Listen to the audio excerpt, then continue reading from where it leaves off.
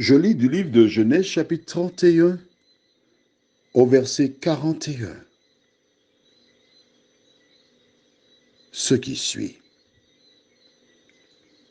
Voilà 20 ans que j'ai passé dans ta maison.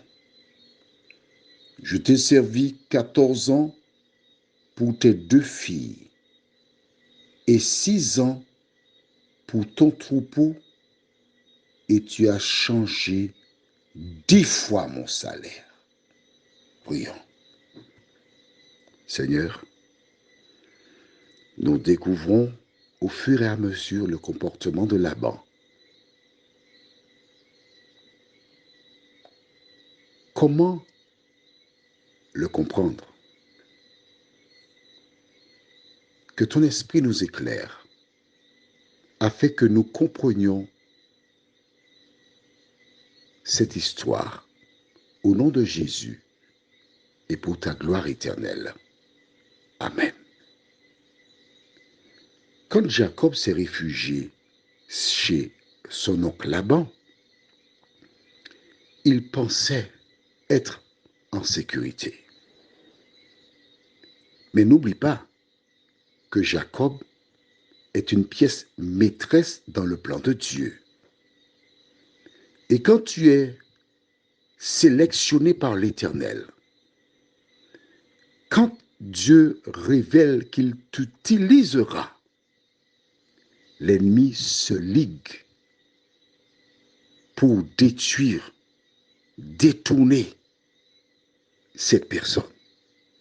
Du reste, Jésus le dira plus tard, le berger sera frappé et le troupeau sera dispersé. Donc l'ennemi ne s'attaque pas aux petits tcha-tcha, aux inutiles, parce qu'ils sont déjà à lui.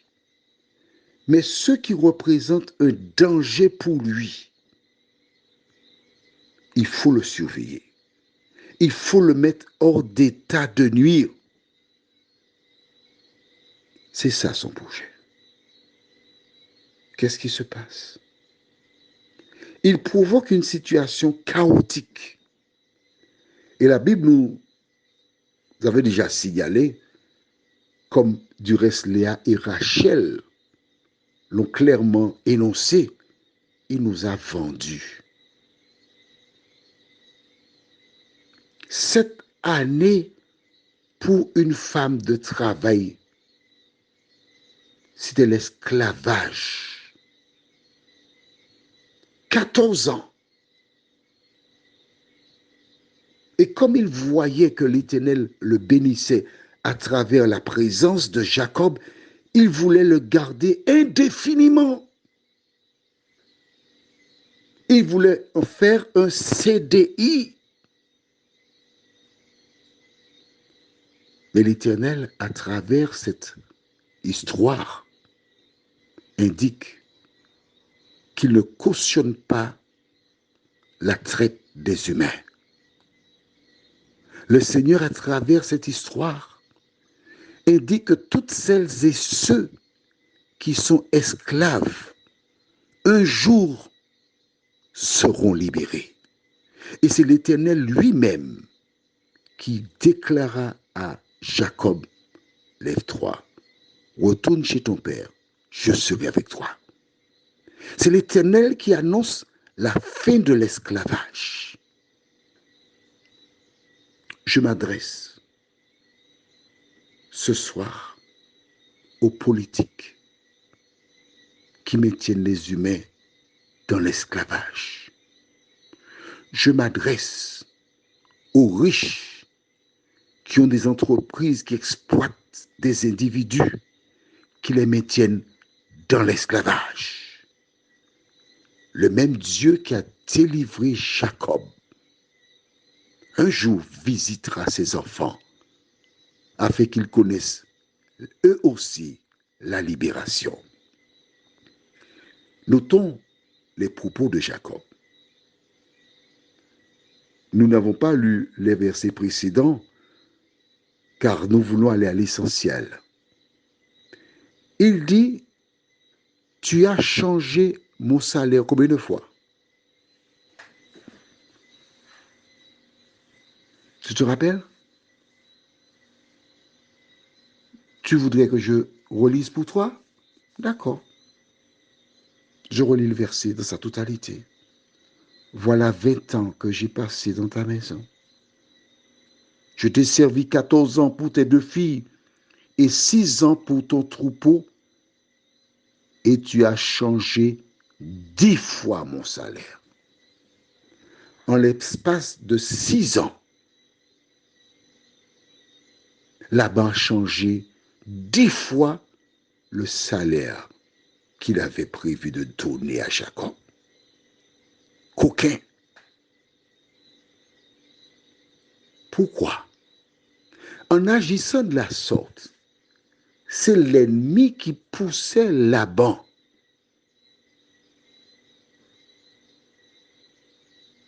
à persécuter Jacob. L'ennemi qui espérait que Jacob se révolterait, qu'il y aurait eu guerre, ainsi Jacob serait tué, il aurait réussi son coup. L'ennemi prépare le piège, mais l'Éternel délivre toujours ceux qui se confient en lui. Alors, pourquoi veux-tu aller chez les quémoiseurs? Pourquoi aller chercher le secours alors que l'Éternel t'a dit qu'il est avec toi? Prions. Seigneur, quelle souffrance pour cet homme. Avoir une bande de femmes alors que son père Isaac n'avait qu'une seule, sa mère Sarah. Retrouver Léa, Zilpa, Bila, Rachel, des enfants nés de différentes femmes. Quel gâchis! Mais à travers le gâchis, tu tends ta main à Jacob. Tu lui révèles que tu voyais sa souffrance et tu es descendu pour le délivrer. Seigneur, puisses-tu bénir toutes celles et ceux qui passent par des moments difficiles, qui sont sur le point d'exploser. Aide-les à compter sur toi, à attendre ta réponse et ta délivrance, nous t'en prions. Au nom de Jésus et pour ta gloire éternelle. Amen.